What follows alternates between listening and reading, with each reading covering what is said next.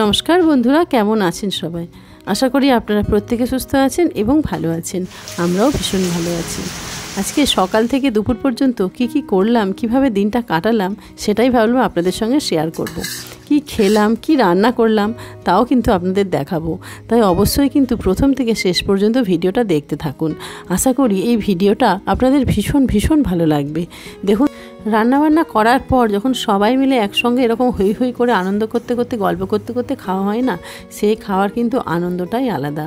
আর রান্না খাওয়ার পরে যখন বাড়ির ফ্যামিলির মানুষগুলো বলে যে সত্যি আজকে খুব ভালো খেলাম, রান্নাগুলো খুব ভালো হয়েছে, তাহলে মনটা ভীষণ খুশি হয়ে যায়। ভীষণ ভালো লাগে যে না, রান্না করে নিজেও খুশি এবং বাড়ির সকলে খেয়েও খুশি। তাহলে চলুন বন্ধুরা, ভিডিওর মূল পর্বে যাই। সকালে ঘুম থেকে উঠেই ভীষণ মনে হচ্ছিল আজকে একটু স্কিনের যত্ন নেব, আর সেই মতো কাজও করলাম। বাড়িতেই আমাদের কাঁচা হলুদের গাছ লাগানো ছিল, সেখান থেকে একটু কাঁচা হলুদ তুলে নিলাম, আর একটু মুসুর ডালও সকালে ভিজিয়ে দিয়েছিলাম। সেই হলুদ আর মুসুর ডাল একসঙ্গে পেস্ট করে নিলাম। এর সঙ্গে যদি একটু মধু মিশিয়ে মাখা হয় তাহলে তার কোনো কথাই নেই, স্কিনের জন্য ভীষণ ভালো। আমার মধুটা দেওয়া হয়নি, বাড়িতেই ছিল কিন্তু ভুলে গেছি আমরা। ভালো করে মুখে, হাতে, পায়ে লাগিয়ে নেব। আপনারাও যদি পারেন এইভাবে লাগাবেন, ভীষণ ভালো স্কিনের জন্য। সপ্তাহে 2-3 দিন ইউজ করলে ভীষণ ভালো ফল পাওয়া যায়। আর স্নানের পরে যেহেতু কাঁচা হলুদ মাখা হয় তো বেশ স্কিনের কালারটাও ভীষণ ভালো লাগে। আর এদিকে দেখুন, আমাদের হলুদ মাখাও হয়ে গেছে, মায়ের স্নানও হয়ে গেছে, উনি পুজোর জন্য ফুল তুলছেন। আমাদের বাড়িতে অনেক রকম ফুলের গাছ লাগানো আছে, গাছগুলো আমিই লাগিয়েছিলাম। মা পুজো করতেও বসে গেছেন। চাঁপা ফুলটা আমাদের বাড়ির ভীষণ সুন্দর। আমি অনেক রকম ফুল গাছ লাগিয়েছি, সব ফুলই তোলেন পুজো করার জন্য। আর এদিকে মায়ের পুজোও কমপ্লিট হয়ে গেছে। এদিকে বাইরের ওয়েদার দেখুন, বৃষ্টি শুরু হয়ে গেছে। আর বৃষ্টি যখনই শুরু হয়ে গেছে তখনই আমাদের মনে হচ্ছে অন্য কিছু রান্না করি আজকে আর মাছ মাংস কিচ্ছু খাবো না। আর দেখুন বন্ধুরা, আমি স্নানও সেরে ফেলেছি।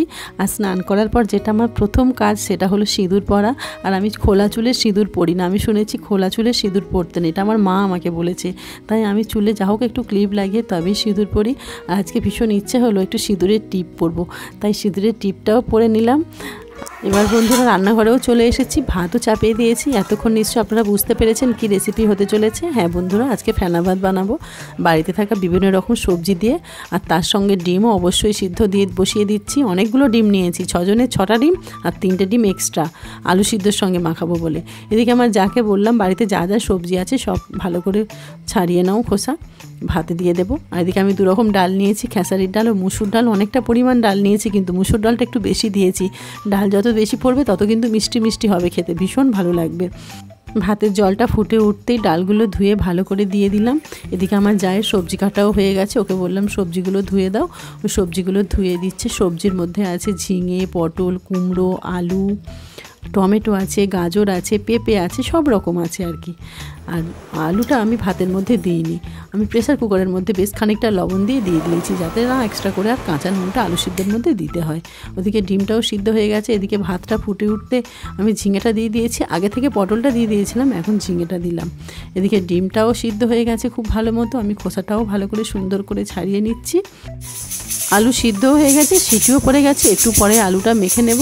আর ফেনা ভাত খেতে তো সবাই ভীষণ ভালোবাসি বলুন, কিন্তু ওই সিদ্ধগুলো মাখামাখি করতে গেলে অনেকটা সময় চলে যায়। আমার যাকে বললাম একটু পেঁয়াজ কুচিয়ে নাও, আলু সিদ্ধর সঙ্গে মাখাবো, ভীষণ ভালো লাগবে খেতে। আর আমিও এদিকে তেল লঙ্কা করে নিচ্ছি, যেটা ফেনা ভাতের সঙ্গে না হলে একদম চলবেই না।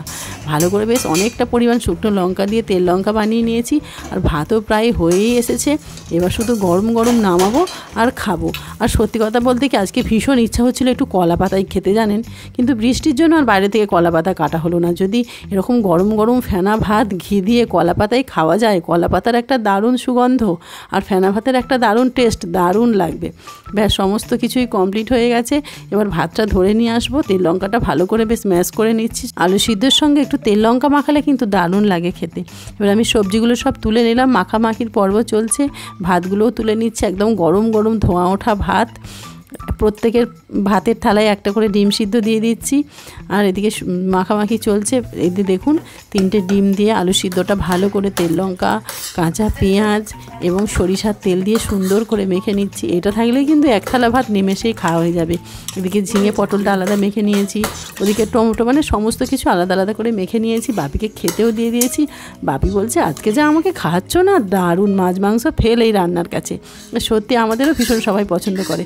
আমার কর্তামশাইকেও দিয়ে দিয়েছি, দেখুন বেশ সাজিয়ে গুছিয়ে। তার তো ভীষণ খিদে পেয়েছে। রেসিপিটা বানাতে দেরিও হয়ে গেছে, অনেকটা সময়ও নিয়ে নিয়েছে।